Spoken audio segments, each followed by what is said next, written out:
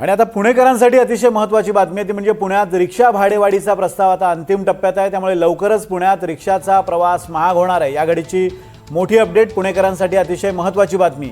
पुण्यात रिक्षाचा प्रवास महाग होण्याची शक्यता आहे, कारण रिक्षा भाडेवाढीचा प्रस्ताव अंतिम टप्प्यात आहे आणि लवकरच ही भाडेवाढ लागू होणार आहे ऐन सणासुदीच्या दिवसात। त्यामुळे पुणेकरांना वाढीव भाडं भरावं लागणार आहे। यशपाल सोनकांबळे आपल्याला या संदर्भात अपडेट्स देत आहेत। यशपाल, या प्रस्तावाबाबत काय अधिक अपडेट्स आहेत? कितीनं भाडं महागणार आहे?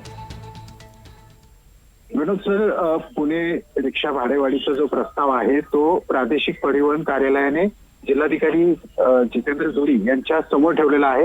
त्याला मंजुरी मिळणार आहे। ऑगस्ट महिन्यात नवे दर लागू होणार आहे। सध्याचं जे भाडं आहे ते पहिल्या 1.5 किलोमीटरला 25 रुपये आहेत, परंतु प्रस्तावित भाड्यानुसार ते आता पहिल्या 1.5 किलोमीटरला 30 रुपये होणार आहे। साधारण 5 रुपये प्रति किलोमीटर अशी दरवाढ होणार आहे। या दरवाढीचं जे कारण आहे रिक्षा संघटनांकडून दिलेलं ते सीएनजी आणि एकूणच पेट्रोलचे जे भाडेवाढ झालेली आहे, त्यामुळे या संदर्भात दरपत्रक नव्यानं तयार करण्यासंदर्भात मागणी केली होती।